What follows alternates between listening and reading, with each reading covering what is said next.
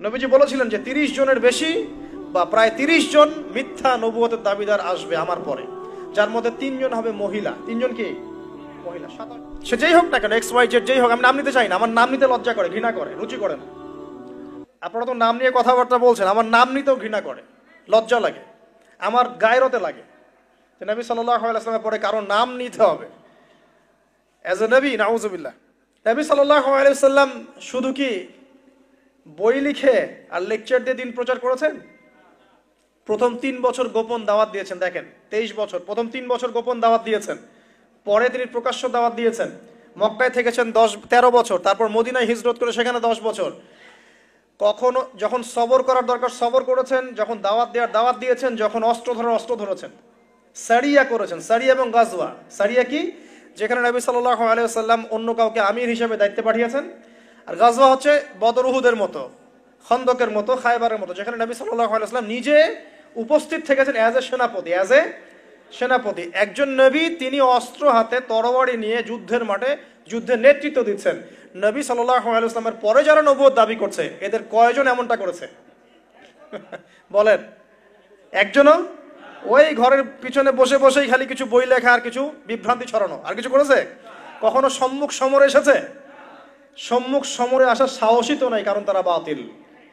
আর মুহাম্মদ সাল্লাল্লাহু আলাইহি ওয়াসাল্লাম হক নবী বলে সম্মুখ সমরে নেতৃত্ব দিয়েছেন। প্রমাণ হচ্ছে না যে নবী সাল্লাল্লাহু আলাইহি ওয়াসাল্লাম সর্বশেষ নবী? তারপরে কোনো নবী আসবেন না ইনশাআল্লাহ তাআলা। দেখুন, আরো একটা পয়েন্ট বলি। কিয়ামত, নবী সাল্লাল্লাহু আলাইহি ওয়াসাল্লামের উপর যা নাজিল হয়েছে, কোরআন এবং সুন্নাহ এবং দ্বীন ইসলাম, কিয়ামত পর্যন্ত থাকবে না? থাকবে না? নবী সাল্লাল্লাহু আলাইহি ওয়াসাল্লাম বাদ দিয়ে যারা নবুয়ত দাবি করেছেন, এই পর্যন্ত প্রায় 30 জন হয়ে গেছে। কিন্তু নবীজি বলেছিলেন যে 30 জনের বেশি বা প্রায় 30 জন মিথ্যা নবুয়তের দাবিদার আসবে আমার পরে, যার মধ্যে 3 জন হবে মহিলা। 3 জন কি মহিলা? 27 জন পুরুষ।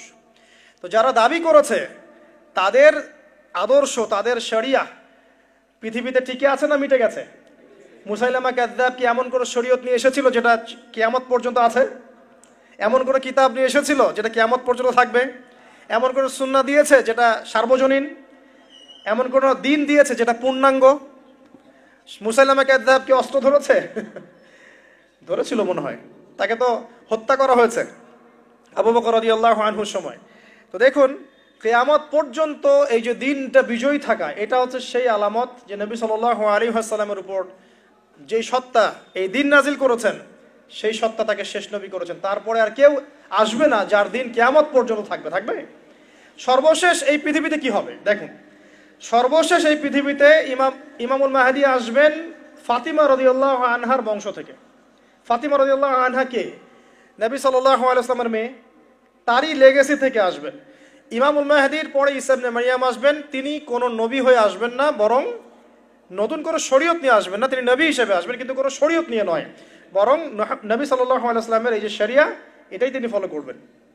এবং প্রত্যেক আহলে কিতাব তার প্রতি ঈমান নিয়ে আসবে। তো এই যে ইসলাম দিয়ে, ইসলামিক সভ্যতা দিয়ে যে পৃথিবীটা শেষ হচ্ছে, এটা কি কিয়ামত পর্যন্ত দিন জীবিত থাকার প্রমাণ না?